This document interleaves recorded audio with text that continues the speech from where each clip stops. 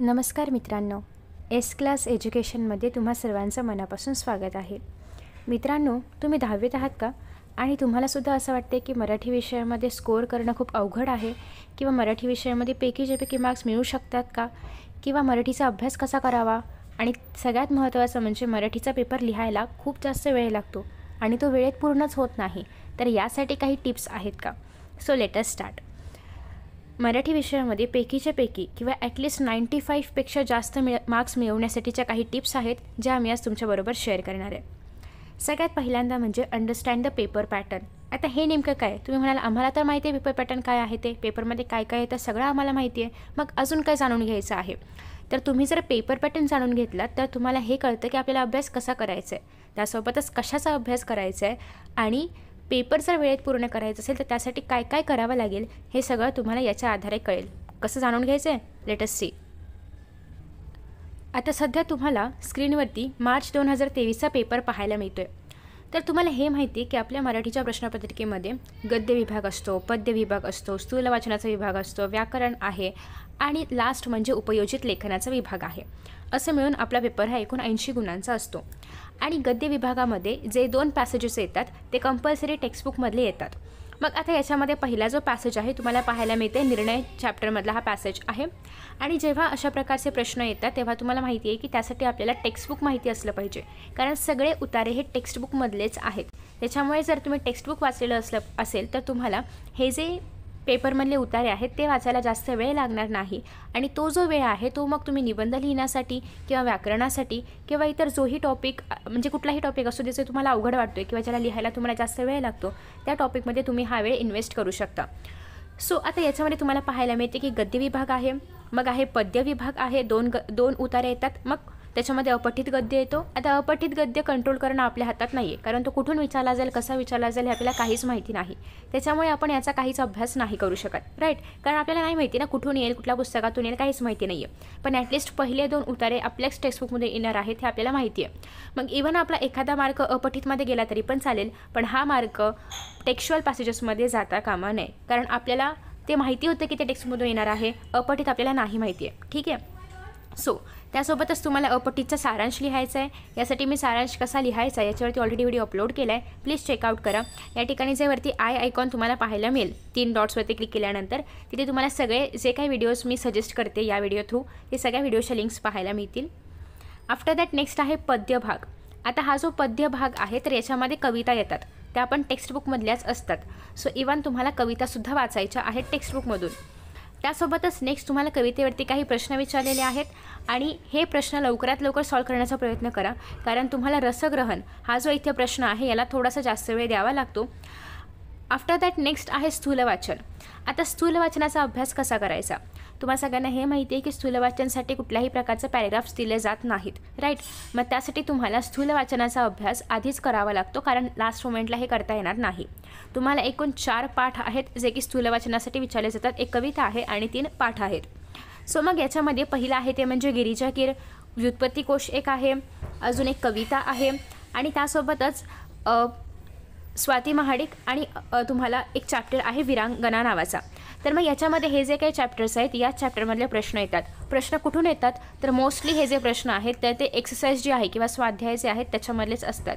So तुम्ही जरी स्वाध्यायामधलेच प्रश्न व्यवस्थित केलेत तरी पण इतर कसाही फिरवून शब्द आला तरी पण तुम्ही या प्रश्नाचं उत्तर लिहू शकता.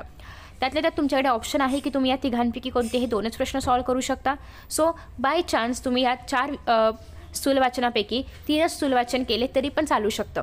ठीक आहे, कुठले तरी 3 जरी तुम्ही परफेक्ट केले तरी पण चालू शकतं, कारण कुठल्या तरी तिघांमधूनच म्हणजे चौघांपैकी कुठल्याही तिघांमधूनच प्रश्न इथे विचारला जाणार आहे, ज्यातले 2 तरी तुम्ही केलेले असतीलच. ठीक आहे, त्याच्यामुळे ट्राय करा की 4चे 4 तुम्ही कराल, पण पॉसिबल नाही किंवा अगदी लास्ट मोमेंटला तुम्ही हा व्हिडिओ पाहताय तर ॲटलिस्ट कुठलेही 3 स्थूल वाचन तुम्ही परफेक्ट करा.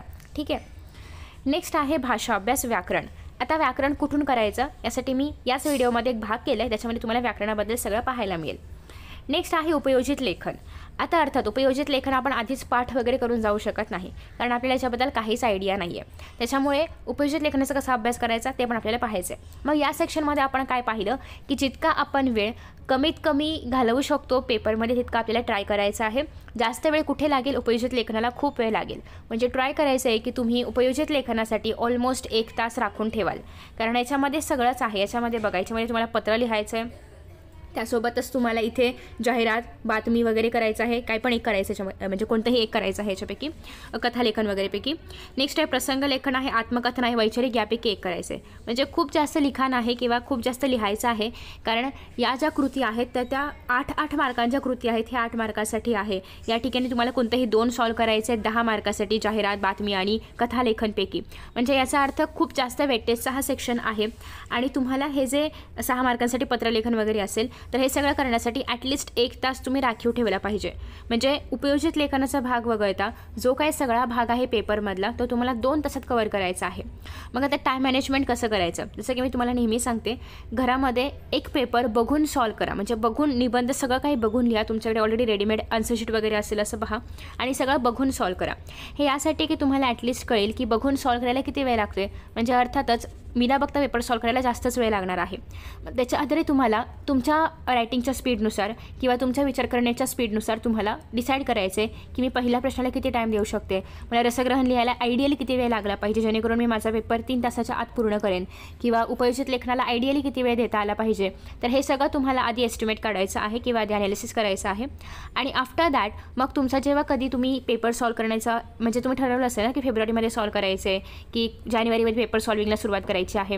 सो जेव्हा कधी तुम्ही ठरवलं असेल तेव्हा ट्राय करा की त्या तुम्ही जे काही टाईम्स ठरवलेले आहेत किंवा टाईम स्पॅम ठरवलेले आहेत की 5 मिनिटात एवढं करायचं आहे, 10 मिनिटात एवढं करायचं आहे, त्याच्यामध्ये तुमचा पेपर सॉल्व करण्याचा प्रयत्न करा. आणि हेच आयडियल टाईम तुम्हाला तुमच्या पेपरच्या वेळेस फॉलो करायचं आहे. पण असं नाही होणार की तुम्ही एक पेपर सॉल्व केला आणि मग ठीक आहे, एक पेपरमध्ये तुम्हाला कळलं की याला 5 मिनिटं दिली पाहिजे, याला 10 मिनिटं दिली पाहिजे, तसं नाही होणार. तुम्हाला असे 4 ते 5 पेपर सॉल्व करावे लागतील जेव्हा तुमचा पेपर ॲक्युरेट टाईममध्ये एक्झामच्या वेळेस सॉल्व होईल. ठीक आहे. सो त्यासाठी पेपर सॉल्विंगची प्रॅक्टिस खूप महत्त्वाची आहे. शक्यतो माझ्याकडून सांगायचं झालं तर माझा पेपर हा ऑलमोस्ट 10 ते 15 मिनिटं आधी मी करण्याचा प्रयत्न करायचे, जेणेकरून मराठीमध्ये बऱ्याचदा असं होते की कधी कधी एखादा शब्द चुकीचा लिहिला जातो किंवा ह्रस्वाची दीर्घ वेलांटी होते, कधी कुठली तरी पूर्णविराम नाही दिलं, स्वल्पविराम नाही दिलं, अशी विरामचिन्ह राहिली असतात, किंवा कधी कधी असंच काहीतरी मिस्टेक्स होऊ शकतात. सो त्या जर अवॉइड करायच्या असतील तर पेपर पुन्हा एकदा वाचला गेला पाहिजे. सो त्यासाठी ती जी 10 ते 15 मिनिटं आहेत त्या ती राखून ठेवायची असतात. सो ट्राय करा की तुमचा पेपर हा लवकरात लवकर होईल आणि तुम्हाला शेवटचे काही मिनटं मिळतील किंवा काही वेळ मिळेल की याच्यामध्ये तुम्ही पेपरमध्ये काही चुकीचं लिहिलं नाही ना, हे सगळं तपासून पाहू शकाल. नेक्स्ट टॉपिक आहे तो म्हणजे रीड टेक्स्टबुक ॲटलिस्ट ट्वाईस. तुम्ही म्हणाल ट्वाईस, इथे एकदा रीड नाही झालं आहे. सो असं जर असेल तर आपल्याला वाटतं की मराठीचं बुक किती बोरिंग आहे वाचण्यासाठी. तर असं नाही आहे, कारण तुम्हाला जर तुमचा वेळ वाचवायचा असेल एक्झामच्या टाईममध्ये तर तुम्हाला सगळे उतारे आधीपासून माहिती पाहिजेत, सगळे चॅप्टर्स आधीपासून माहिती पाहिजेत. कारण तुम्ही पाहिलं असेल पेपर पॅटर्नमध्ये 2 जे उतारे आहेत तर ते आपल्या टेक्स्टबुकमधूनच येतात. सो याचा अर्थ तुम्हाला त्याचं पूर्ण ज्ञान असलं पाहिजे, कारण त्याच्यावरती कसंही प्रश्न विचारले, मग ते प्रश्न काहीतरी वेबच्या फॉर्मॅटमध्ये असू दे, एक्सप्लेन करा वगैरे असू दे, किंवा त्याच्यावरती स्वमत असू दे, तुम्हाला ते लिहिता आलंच पाहिजे आणि त्याच्यामध्ये मार्क्स नाही गेले पाहिजेत. कारण ते उतारे तुम्हाला माहिती आहे तुमच्या टेक्स्टबुकमधूनच येणार आहेत, त्याच्यामुळे तुम्हाला त्याच्यामध्ये आउट ऑफ मार्क्स मिळालेच पाहिजेत. मग त्यासाठी तुम्ही प्रत्येक चॅप्टर, फक्त आपण चॅप्टरचा आता विचार करतो आहे, प्रत्येक चॅप्टर ॲटलिस्ट 2दा तरी वाचला पाहिजे. त्याच्यामधले कुठले शब्द असे आहेत, कारण मराठीमध्ये पण असे बरेचसे शब्द असतात त्याचा अर्थ आपल्याला नसतो माहिती, इवन आपली फर्स्ट लँग्वेज किंवा मदर टंग मराठी असूनसुद्धा. मग त्या केसमध्ये तुम्हाला त्याचे अर्थ गाईडमधून पाहायचे आहेत, कारण कधी कधी त्या प्रश्नावरतीच किंवा त्या शब्दावरतीच प्रश्न विचारला जातो आणि आपल्याला प्रश्नच कळत नाही. मग तर असं व्हायला नको. दॅट्स वाय तुम्ही जेव्हा चॅप्टर रीड करणार आहात तेव्हा तो खूप व्यवस्थित रीड करा, कारण 2दाच फक्त रीड करायचे. एकदा रीड करा जेणेकरून तुमची प्रिलिम्स असेल त्यावेळेस तुमचं एकदा वाचून होईल, आणि दुसऱ्यांदा रीड करा जेव्हा तुमची बोर्ड एक्झाम असेल त्याच्या आधी. ठीक आहे. सो अशा 2 केसेसमध्ये रीड करा जेणेकरून तुम्हाला हे पण कळेल की एक्झामच्या आधी वाचायला किती वेळ लागतो आहे. प्रिलिम्सच्या आधी हे कळलं तर ठीक आहे, ॲक्च्युअल एक्झामच्या आधी पण तुम्हाला त्याचा एक अनुभव असेल. आणि दुसरी गोष्ट म्हणजे जेव्हा तुम्ही ते वाचणार आहात तेव्हा त्याच्याशी रिलेटेड जे काही ग्रामर आहे ते पण करायचं आहे. त्याच्यामध्ये कोणते स्वमतासाठी प्रश्न विचारले जाऊ शकतात हे पण करा. याच्या आधी मी ऑलरेडी व्हिडिओ अपलोड केला आहे, जेणेकरून तुम्हाला आयडिया मिळेल की स्वमताचे प्रश्न कसे विचारले जाऊ शकतात हे आधीच कळलं तर बरं होईल. जसं की फॉर एक्झाम्पल आपल्याकडे सपोज निर्णय चॅप्टर आहे, त्याच्यामध्ये खूप सारे रोबोट्सबद्दल सांगितले, मग त्याच्यावरती काहीतरी त्याच्याशी रिलेटेड प्रश्न येऊ शकतो. किंवा सोनाली चॅप्टर आहे ज्याच्यामध्ये प्राण्यांबद्दल सांगितले, तर मग प्राण्यांची रिगार्डिंग काहीतरी तुम्हाला स्वमतामध्ये येऊ शकतात. तुमचा एक्सपिरियन्स किंवा तुमचा अनुभव काय होता एखाद्या पाळीव प्राण्याबद्दलचा, किंवा अशी जर सिच्युएशन असेल तर तुम्ही काय कराल वगैरे, असे काहीतरी प्रश्न तुम्हाला स्वमतामध्ये विचारले जातात. सो स्वमत कसं लिहायचं याच्यावरती व्हिडिओ अपलोड केले, तुम्हाला त्याची लिंक इथे पाहायला मिळेल. आणि नेक्स्ट आहे स्थूल वाचनाचा भाग, तो तुम्हाला जास्तीत जास्त रीड करण्याचा प्रयत्न करायचा आहे. आणि एक्सरसाइजमधलेच फक्त प्रश्न करायचे आहेत, कारण तेच प्रश्न पेपरमध्ये पण त्याच्याशी रिगार्डिंगच प्रश्न येतात. ठीक आहे, ते रीड करताना अजून चांगल्या पद्धतीने करा, कारण तुम्हाला पॅसेज येणार नाही आहे त्याच्यामधला. तुम्हाला मनाने आन्सर्स लिहायचे आहेत, मनाने म्हणजे त्यातलेच लिहायचे आहेत पण आठवून लिहायचे आहेत. ठीक आहे, सो हे झालं उताराची तयारी कशी करायची. उतारामध्ये उत्तरं तुम्हाला नीट पाहून लिहायची आहेत. सो प्लीज कुठल्याही प्रकारचं स्पेलिंग मिस्टेक, ग्रॅमॅटिकल मिस्टेक होऊ देऊ नका, कारण उतारा तुमच्या समोर आहे. तुम्हाला माहिती आहे की उतारा कशाबद्दल आहे, कारण तुम्ही ऑलरेडी पुस्तक वाचलं आहे. तुम्हाला फक्त आता उत्तरं त्यातून शोधून आहे असं बघून उत्तर लिहायचं आहे. ठीक आहे, स्वमत मात्र थोडंसं मनाने आणि थोडंसं टेक्स्टबुकच्या चॅप्टरचा आधार घेऊन वगैरे लिहायचं आहे. नेक्स्ट आहे पोयमसाठी. अगेन तुम्हाला हे माहिती आहे की पोयम पण लिहून दिली जाते, तुम्हाला लक्षात ठेवायची नाही आहे पोयम, कारण हे माहिती असलं पाहिजे. बऱ्याचदा आपण पोयम वगैरे पाठ करायला लागतो, तर असं करू नका. पोयम पाठ करायची काहीच गरज नाही आहे. पोयम लिहून छापून दिली जाते, तुम्हाला फक्त त्यातलं उत्तर ओळखून लिहायचं आहे. अगेन पोयम्स वाचा. अशा बऱ्याचशा पोयम्स आहेत मराठीमधल्या की ज्या एकदा वाचून समजत नाहीत, त्याच्यामुळे त्यांचा अर्थ वगैरे भावार्थ ज्याला आपण म्हणतो तो डायजेस्टमधून पहा, कारण कवितेचा अर्थ जर नाही समजला तर उत्तर नाही लिहिता येणार. त्याच्यामुळे प्लीज आधी 2दा तरी त्या पोयम तुम्ही वाचल्या असल्या पाहिजेत अलॉंग विथ त्यांचा अर्थ. ठीक आहे, कारण त्याशिवाय त्या पोयम समजणार नाहीत. सो सगळ्या कविता वाचायच्या आहेत, त्यांचा अर्थ जाणून घ्यायचा आहे. कवींना त्यातून काय सांगायचं आहे हे तुम्हाला माहिती असलं पाहिजे, कारण हे सगळं तुम्हाला रसग्रहणामध्ये लिहायचं आहे. सो रसग्रहण अगेन याच्यामध्ये रसग्रहणासाठी तुम्हाला कुठल्याही प्रकारची कविता लिहून दिली जात नाही, कविता फक्त प्रश्नांसाठीच लिहून दिली जाते. मग रसग्रहणासाठी जी काही कविता येईल ती तुम्हाला माहिती असली पाहिजे. कविता पाठ नसली तरी पण चालेल, पण कवितेमध्ये काय सांगितलं हे माहिती असलं पाहिजे. कवितेचे कवी माहिती असले पाहिजेत, कारण तो पण प्रश्न विचारला जातो. सो जेव्हा तुम्ही एखादी कविता वाचताय, प्लीज त्याचे कवी काय आहेत, त्या कवितेचं पूर्ण नाव म्हणजे ॲक्च्युअल टायटल काय आहे कवितेचं हे तुम्हाला माहिती असलं पाहिजे. त्याच्यानंतर आफ्टर दॅट कवींना कवितेतून काय संदेश द्यायचा आहे, तुम्हाला कविता आवडली की नाही, हे सगळे प्रश्न तुम्हाला माहिती असले पाहिजे. ते सगळ्यांची उत्तरं तुम्हाला माहिती असली पाहिजेत. ठीक आहे, सो त्यासाठी कविता पण तुम्हाला 2दा तरी वाचायची आहे. रसग्रहण शक्यतो पॉसिबल असेल तर पाठच करून जा, कारण पेपरमध्ये एवढा वेळ नाही आहे की तुम्ही कविता आठवाल, कवितेमध्ये काय संदेश होता ते तयार कराल आणि मग लिहाल. तुम्हाला कविता आवडली की नाही यासाठी तुम्हाला कविता आधी माहिती पाहिजे. सो ते सगळं आठवाल, परीक्षेमध्ये एवढा वेळ नाही आहे. सो ट्राय करा की 8च काहीतरी कविता आहेत आपल्याला, त्या 8च्या 8 कवितांचं रसग्रहण तुमचं तोंडपाठ असलं पाहिजे. खूप जास्त वेळ लागत नाही, कारण मराठी आपली मातृभाषा असल्यामुळे आपल्याला माहिती आहे की याच्यामध्ये काय लिहिलं गेलं पाहिजे, पण ॲटलिस्ट 2-3दा वाचून तरी झालं पाहिजे ते रसग्रहण. ठीक आहे, तर तुम्हाला याच्यामध्ये आउट ऑफ मार्क्स मिळतात. थोडंफार जरा काही चुकलं वगैरे असेल किंवा वरखाली काही झालं असेल तर मात्र मार्क्स कापला जातो, पण याच्यामध्ये जास्तीत जास्त मार्क्स तुम्हाला मिळू शकतात जर तुम्ही व्यवस्थित लिहिलं असेल तर. नेक्स्ट टॉपिक आहे ते म्हणजे व्याकरण. व्याकरणामध्ये शक्यतो जास्त मार्क्स जातात, कारण आपल्याला हेच माहिती नसतं की व्याकरणामध्ये करायचं काय आहे. तर व्याकरणामध्ये जे कुठले टॉपिक्स विचारले जातात त्यांचा एक मी व्हिडिओ बनवलेला आहे आणि त्याची लिंक तुम्हाला इथे वरती आय बटनवरती पाहायला मिळेल. सो बेसिकली त्याच्यामध्ये जे मी टॉपिक्स सांगितलेले आहेत तेच आणि तेवढेच टॉपिक्स फक्त व्याकरणामध्ये येतात. सो तुम्हाला तेवढेच टॉपिक्स करायचे आहेत, एक्स्ट्रा काहीच करायचं नाही आहे. आता मग व्याकरण हा जो प्रश्न आहे हा भाषा अभ्यासच्या अंतर्गत येतो आणि याचं वेटेज पण खूप जास्त आहे. सो त्याच्यामुळे ट्राय करा की तुम्ही हे जे सगळे टॉपिक्स आहेत सगळे कवर कराल आणि याच्यामध्ये प्रश्न मोस्टली पुस्तकामध्ये जे प्रश्न आहेत त्याच्यासारखेच प्रश्न येतात. सो पुस्तकामध्ये तुम्हाला जे स्वाध्यायामध्ये व्याकरणाचे प्रश्न पाहायला मिळतील, प्लीज ते प्रश्न व्यवस्थित करा, एक्स्ट्रा काहीच करायची गरज नाही आहे. ते प्रश्न करा आणि मी व्हिडिओजमध्ये जे काही माझे प्रश्न सांगितलेले आहेत तेवढे केले तरी पण सफिशियंट आहे, एक्स्ट्रा काहीच करायची गरज नाही आहे. सो शब्दसिद्धी असेल, समास असेल, या सगळ्यांवरती व्हिडिओ ऑलरेडी अपलोड केला आहे. त्यासोबतच तुम्हाला माहिती असेल की बोर्डाने एक मागच्या 2-3 वर्षांसाठी काहीतरी क्वेश्चन बँक रिलीज केलेली होती, प्रश्नपेढी ज्याला आपण म्हणतो. तर त्या प्रश्नपेढीला एकदा नीट अभ्यासा, त्या सगळ्यांची उत्तरं मी अपलोड केलेली आहेत, प्लीज ती चेकआउट करा. लिंक्स तुम्हाला खाली कमेंट बॉक्समध्ये पाहायला मिळतील. सो व्याकरण तेवढं केलं तर सफिशियंट आहे, एक्स्ट्रा काहीच करायची गरज नाही, तुम्हाला पूर्णच्या पूर्ण मार्क्स मिळणारच. ठीक आहे, सो तेवढं व्याकरण करा. अगदी तुम्ही एक्झामच्या आधी जरी सुरुवात केली तरी पण होईल, अगदी जास्त अवघड नाही आहे, पण अगदीच आधी सुरुवात करू नका. थोडा वेळ त्याला ग्रास्प करायला लागेल, कारण थोडंसं वास्ट आहे, बट होईल. ठीक आहे, नेक्स्ट आहे ते म्हणजे सगळ्यात शेवटचं, ते म्हणजे उपयोजित लेखन. आता उपयोजित लेखनामध्ये नेमकं काय काय येतं हे आपण ऑलरेडी पेपर पॅटर्नमध्ये पाहिलेलं आहे आणि तेवढाच अभ्यास तुम्हाला करायचा आहे. पण अर्थात आपण हे ठरवून नाही जाऊ शकत ना की आपल्याला हे करायचं आहे किंवा हे पाठ करून आलो आणि हे लिहिलं, असं नाही होणार. मग त्यासाठीच तुम्ही जर पाहिलं असेल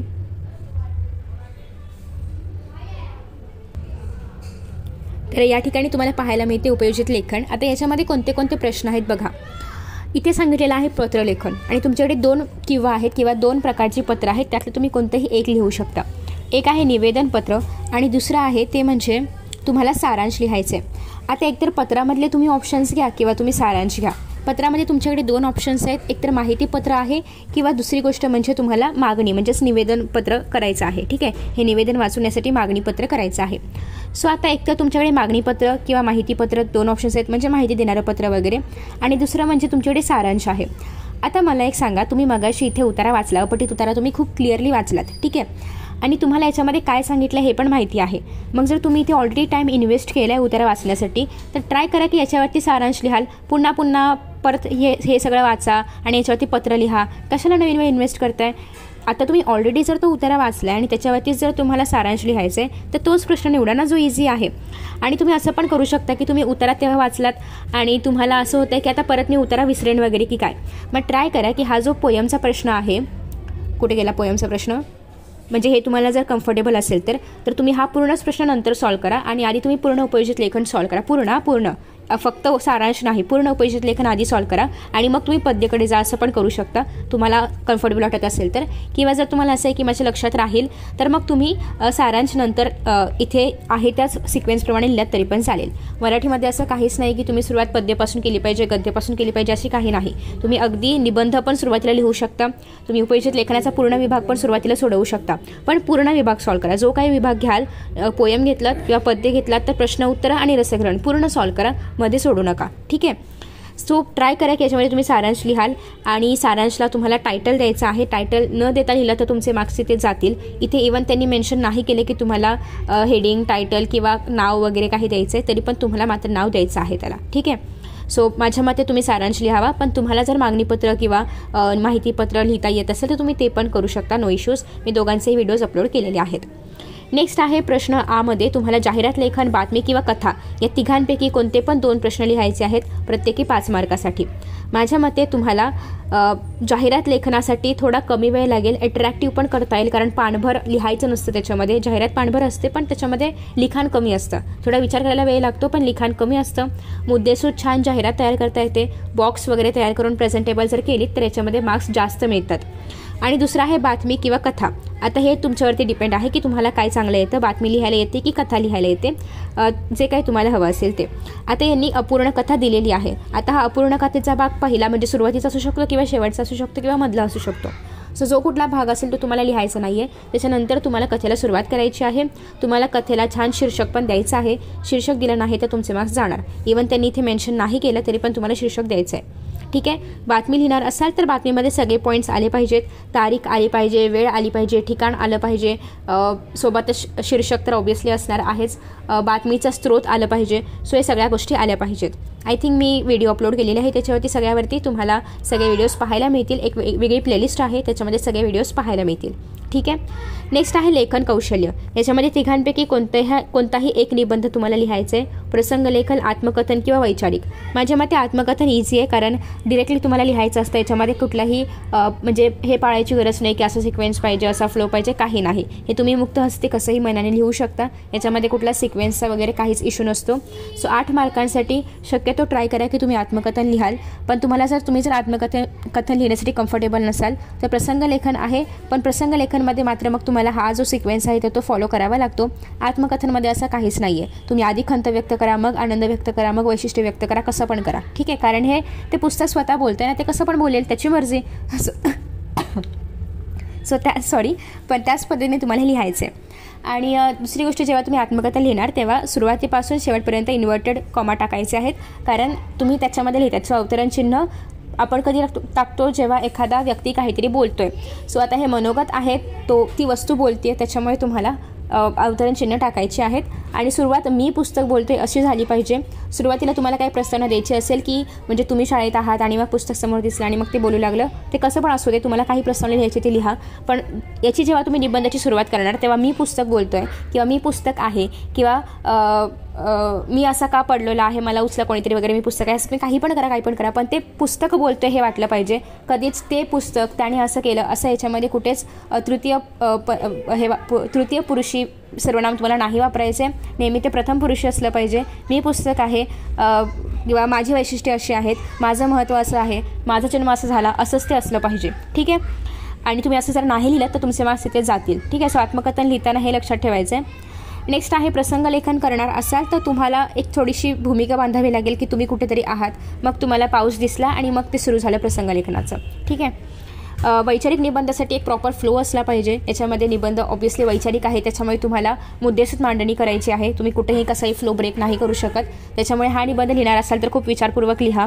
आता प्रदूषण एक समस्या आहे, तर ती का समस्या आहे, फक्त ती समस्या आहे इतक्यावर तुम्हाला थांबायचं नाही आहे. ती समस्या सोडवण्यासाठी तुम्ही काय कराल किंवा तुमचे व्यक्तिगत प्रयत्न काय आहेत, तुम्ही स्थानिक पातळीवरती याच्याबद्दल कशी जागृती करू शकता किंवा तुम्ही एखाद्या पोझिशनवरती असेल कुठल्या तरी तर तुम्ही कशी जागृती करू शकता, हे सगळं तुम्हाला मेन्शन करावं लागेल. म्हणजे हा वैचारिक निबंध आहे तर तुम्हाला सगळ्याच गोष्टी याच्यामध्ये लिहिता आल्या पाहिजेत. फक्त प्रदूषणावरती किंवा फक्त आपण ते टाळायचं कसं, प्लास्टिक पिशव्या नाही वापरल्या पाहिजेत वगैरे इथपर्यंत ते थांबता कामा नये. तर तुम्ही आता 10वीत आहात, सो विचार पण त्याच पद्धतीने तुम्ही केला पाहिजे. ठीक आहे.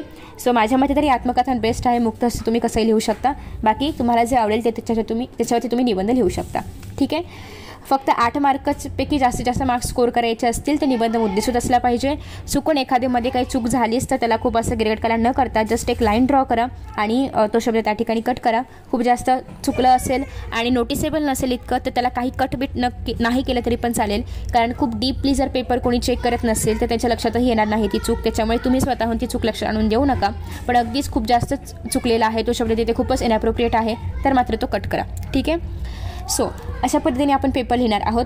पेपर लिहिताना तो थोडासा साफसुथरा राहावा, खूप जास्त खाडाखोड होऊ नये, ग्रॅमॅटिकल मिस्टेक्स अवॉइड करा. असं जर पेपर लिहिलात तर तुम्हाला अगदीच खूप जास्त चांगले मार्क्स मिळतात. निबंधामध्ये अगदी 8पैकी 8 मिळवणं आपण अपेक्षितच नाही आहे, कारण खूप जास्त मार्क्स निबंधामध्ये कट होतात. काही पण छोट्या छोट्या गोष्टींवरून कट होऊ शकतात. त्याच्यामुळे निबंधामध्ये ॲटलिस्ट 6.5 ते 7 हे टॉप स्कोर मानला जातो. पण कथालेखनामध्ये किंवा जाहिरातीमध्ये तरी आउट ऑफ मार्क्स 5पैकी 5 मिळतातच. कथालेखन किंवा बातमीलेखनामध्ये 4, 4.5 मिळतात, जे परत जण पास होतातच. नेक्स्ट आहे सारांशमध्ये आउट ऑफ मार्क्स मिळणं पॉसिबल आहे. फक्त तुम्हाला सारांश विषयाला धरून लिहायचं आहे. जास्त मोठा नसला पाहिजे तो, कारण हे सगळं आपल्याला पाहिजे तेवढं स्ट्रेच करता येतं, पण सारांश थोडक्यात आठवायचा असतो. जास्त मोठा लिहिला तर मार्क्स तिथेच कट होतात. आणि प्लीज आहे असा उतरवू नका सारांशमध्ये. तो समजून घ्या आणि तुमच्या भाषेमध्ये सारांश लिहा. आणि पण कुठेच विषयांतर होता कामा नये. जो विषय आहे तोच असला पाहिजे. टायटल किंवा शीर्षक द्यायचं आहे सारांशला आणि एकाच पॅरेग्राफमध्ये उरकायचं आहे. सारांश मोठा नाही लिहायचा. पण हे जर निबंधामध्ये असेल तर तुम्हाला 3 ते 4 पॅरेग्राफ्स लिहायचे आहेत. कथालेखन किंवा बातमी लेखनासाठी 2 ते 3 पॅरेग्राफ्स लिहायचे आहेत. ठीक आहे. सो आय होप की तुम्हाला एक क्लिअर आयडिया मिळाली असेल की पेपर कसा लिहावा, टिप्स काय आहेत. अर्थात त्या टिप्स नाही आहेत, जनरल गोष्टीच आहेत, पण त्या पण तुम्हाला कळल्या असतील आणि तुम्हाला तुमचा पेपर लिहायला नक्कीच मदत होईल. Thank you so much for watching this video. Best of luck for your exams. आणि हा व्हिडिओ प्लीज जास्तीत जास्त शेअर करा, जेणेकरून इतरांना पण ही माहिती मिळेल. आणि थँक्यू सो मच.